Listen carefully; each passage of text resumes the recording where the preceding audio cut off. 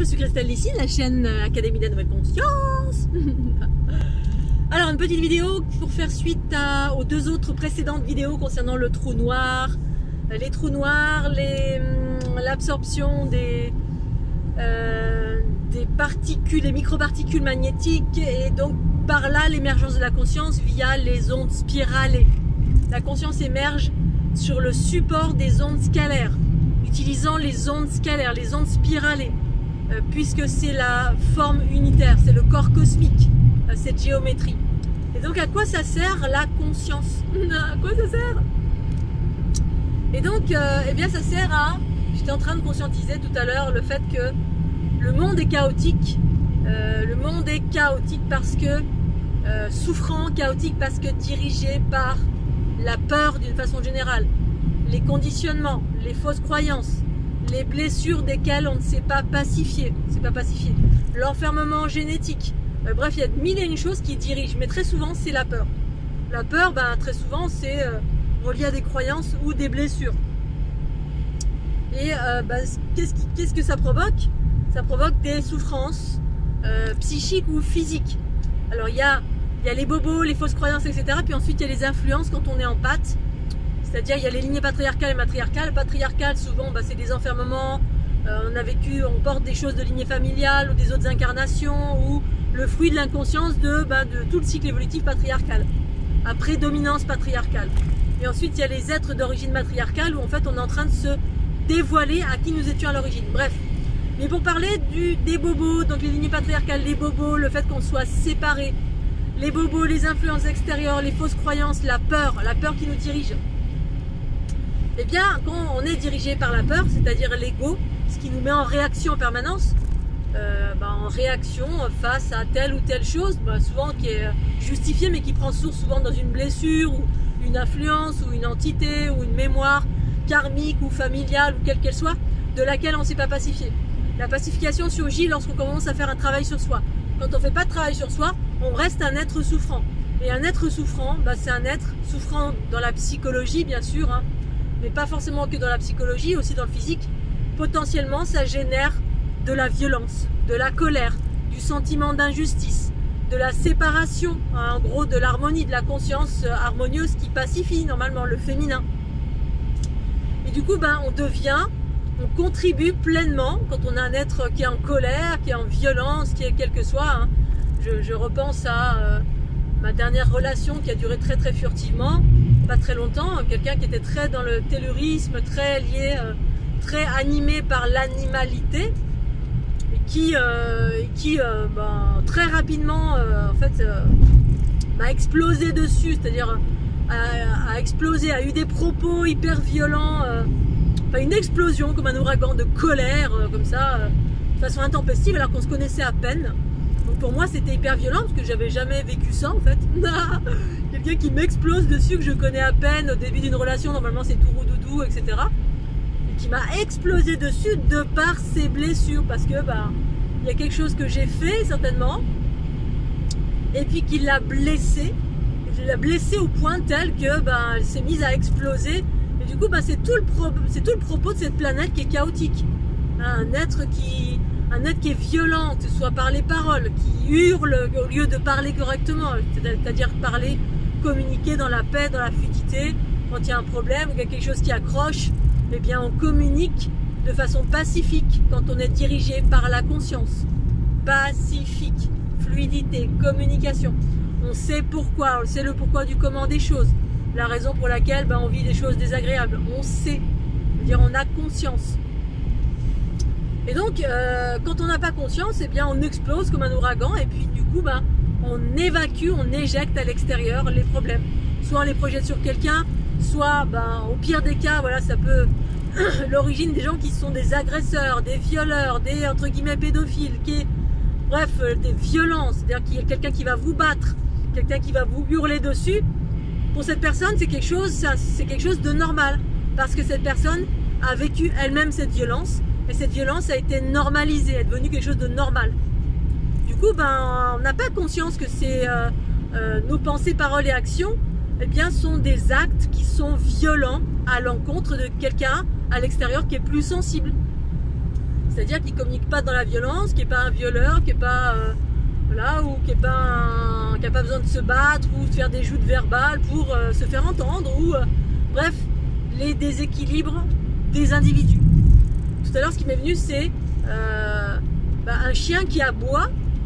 Un chien qui aboie, il aboie en fait. Il aboie, il n'a pas conscience de son état, de manifestation qui potentiellement génère de la disharmonie, c'est-à-dire va générer du déséquilibre. Un chien qui aboie et qui mord à tout bout de champ, au regard de l'unité, c'est pas un comportement harmonieux, c'est un comportement qui génère de la disharmonie, c'est-à-dire du chaos, de la souffrance, de la violence.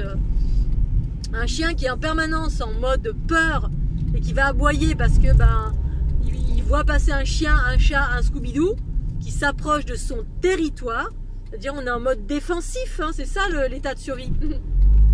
L'état de survie, c'est qu'on est toujours en mode défensif parce qu'on a peur. On défend le territoire. Et on défend le territoire quand on a quelque chose à perdre. Dans l'unité, on n'a rien à perdre, on s'en fout. On vit pleinement parce qu'on sait que le corps physique, on a un aspect en nous qui est éternel et ça s'appelle le corps cosmique. Donc du coup, on n'est pas tout le temps en train de se battre pour garder des choses ou être dans la possession ou être dans la colère parce qu'on a été blessé parce que Pierre, Paul, Jacques, parce que... Bref, il y a mille et une choses. Après, il y a un état d'équilibre entre les deux.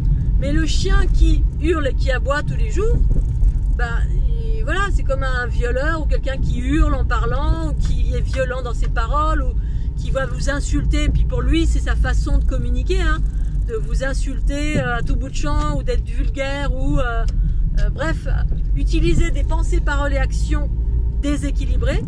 Pour certains êtres, ils n'ont pas conscience. Ils n'ont pas conscience que ça génère du chaos. Un chien qui aboie, il aboie, c'est tout. Voilà, c'est son état naturel d'aboyer. C'est même pas un état naturel, c'est un état inconscient de déséquilibre. J'aboie parce que le chien est passé, parce que lui, il a approché mon maître, il a approché ma maison. Bref, un chien qui aboie tout bout de champ, au bout d'un moment, c'est pénible, quoi. Voilà, un agressif qui va vous sauter dessus pour rien du tout, en fait. Votre regard, c'est rien du tout. Eh bien, la conscience, l'émergence de la conscience, justement, ça sert à quoi? La conscience, c'est un champ informationnel qui vous informe de votre état de déséquilibre pour le mettre en lumière. C'est-à-dire prendre conscience de votre état de déséquilibre. Parce que si on n'a pas conscience, si le chien n'a pas conscience qu'il est dans un état de déséquilibre en aboyant à tout bout de champ ou en montrant les crocs à tout bout de champ ou en sautant sur la femelle ou le mâle en mode combat en permanence, pour lui, il va continuer. La conscience, elle sert à un moment donné à prendre conscience de son état de déséquilibre, c'est-à-dire aller à l'intérieur et comprendre pourquoi j'aboie pour un oui, pour un non, pourquoi j'utilise des mots violents, pourquoi je suis violent, pourquoi je suis souffrant, pourquoi je profère du déséquilibre, prendre conscience que je suis un être déséquilibré et que ce déséquilibre prend source quelque part. La peur de mourir la plupart du temps. Un état de déséquilibre parce qu'on a été violé, battu, parce qu'on a vécu des choses difficiles la plupart du temps, ou parce qu'on est engrammé d'entités qui nous investissent et qui nous manipulent en totalité, qui nous font avoir des pensées, paroles et actions totalement déséquilibrées, parce qu'on a été influencé par papa, par maman, par l'éducation, par les influences extérieures, par le patriarcat quel qu'il soit. Bref, on est tout le temps conditionné par des choses. Et la conscience, source originelle, elle permet de mettre en lumière ceci, pour prendre d'abord conscience de notre état déséquilibré. Prendre conscience, c'est quand un individu commence à faire un travail d'introspection, à se regarder à l'intérieur de soi, de se dire mais c'est vrai ça, pourquoi j'aboie tout le temps? Voilà, passer de l'état du chien qui aboie et qui s'en fout, c'est mon état naturel, hein, c'est comme vous rencontrez quelqu'un, puis ses premiers mots c'est « Ah, le Covid, on est enfermé, il m'a fait mal, lui il a dit ceci, lui il a dit cela ». Bref, on est toujours en train de bla bla bla bla négatif, plutôt que de voir les aspects positifs les aspects positifs de tout, on va dire. Bon, ça c'est un état moindre, on va dire, mais plus on se pacifie, plus on va vers des aspects subtils de son être pour devenir complètement harmonieux sur tous les espaces. Bref. Soudain, quand la conscience émerge, le chien s'éveille. c'est vrai ça, pourquoi j'aboie?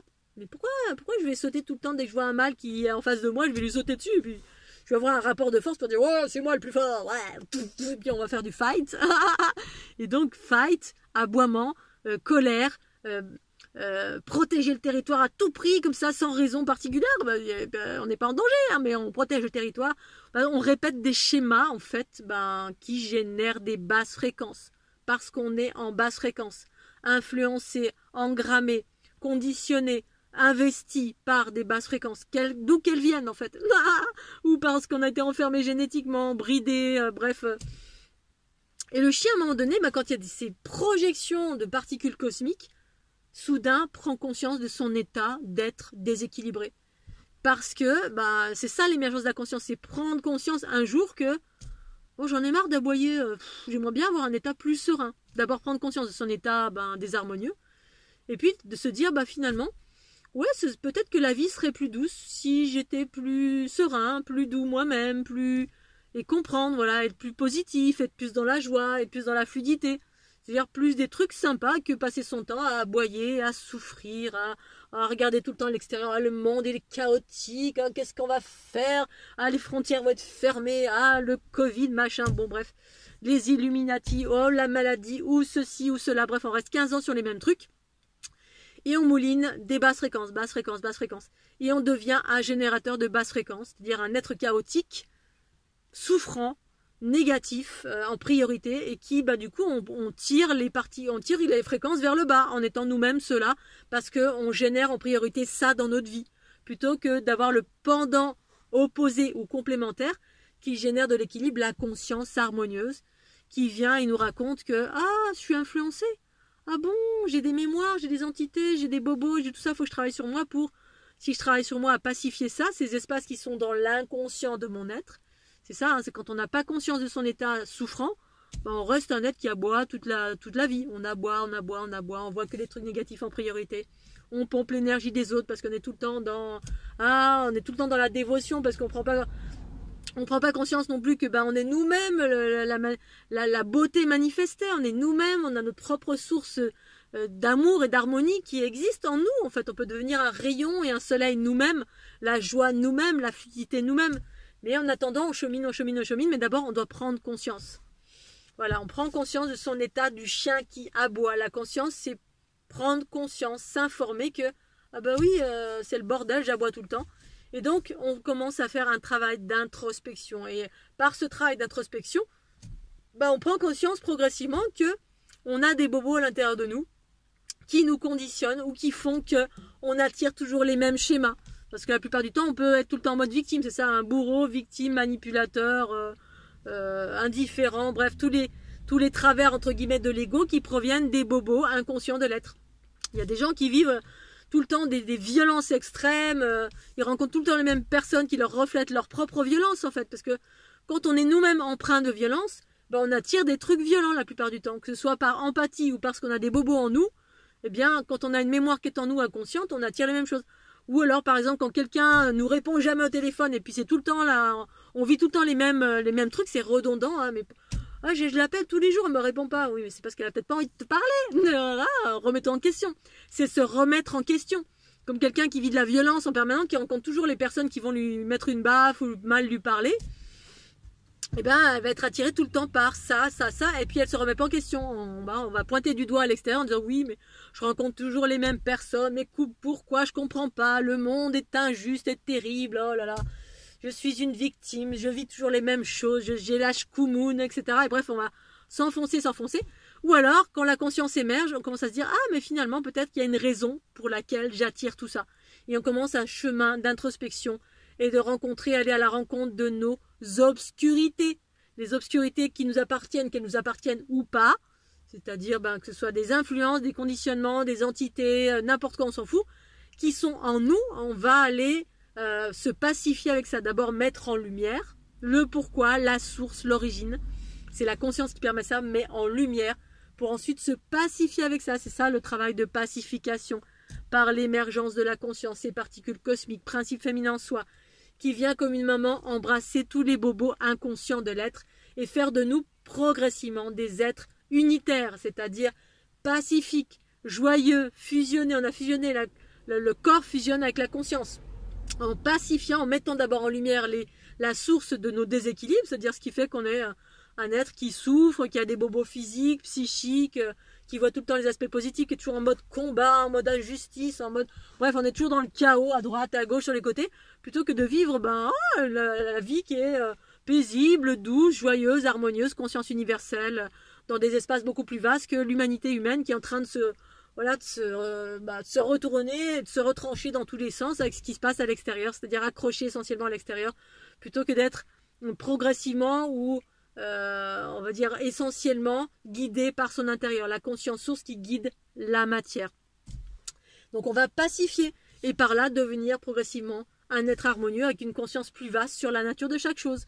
C'est-à-dire prendre conscience que oui, c'est pas inéluctable, j'attire pas les trucs à moi d'une façon inéluctable, je ne suis pas une victime, je peux modifier le destin de ma vie, devenir un être pacifique, aller vers des choses plus fluides, créer mon abondance, créer ma liberté, créer des choses harmonieuses à partir de la conscience, c'est-à-dire une compréhension beaucoup plus vaste sur la nature de chaque chose. C'est-à-dire, je suis pas une victime, j'attire pas des choses comme ça, je peux modifier tout ceci. C'est comme une grande mécanique, on comprend l'univers, comment il fonctionne, la loi d'attraction, la loi de la séparation, les différentes énergies magnétiques, spiralées, le corps cosmique, bref, tout ça, comment ça fonctionne par l'émergence de la conscience en soi, qui fait de nous un être unifié et par là un être harmonieux, joyeux, amour, connaissance universelle, bref, que les trucs sympas.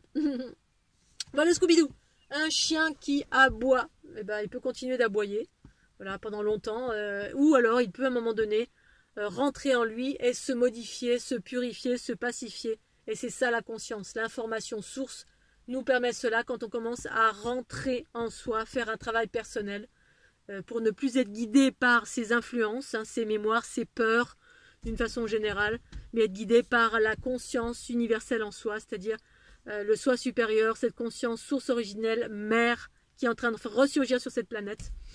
Alors je parle de tout ça parce que voilà, là j'ai fait mes petites emplettes ce matin, donc d'abord au marché, tout ça, j'ai tracé parce que j'ai pas acheté de nems ni rien du tout. Je suis restée dans mes salades.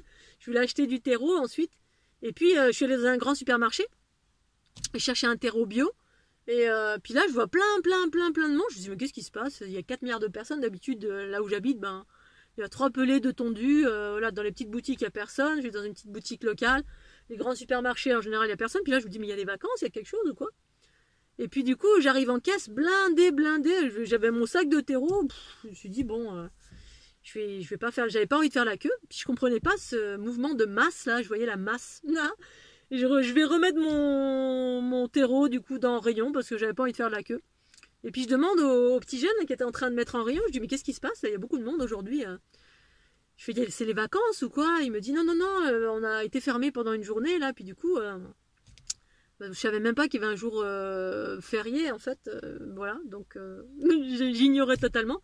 Et puis il me dit du coup c'est normal parce que dès que le supermarché ferme, une fois, une demi-journée ou une journée, le lendemain, il y a des gens qui viennent en masse, par peur. La masse. Et là, je me suis dit, waouh. Là, j'ai conscience de ça, mais là, c'est vraiment ça, quand on est guidé par la peur, ça fait des mouvements de masse, l'être retourne dans son état animal, guidé par la peur. Un supermarché a fermé une journée. Du coup, il y a la ville entière qui est venue faire des courses le lendemain, tellement il y a eu cette...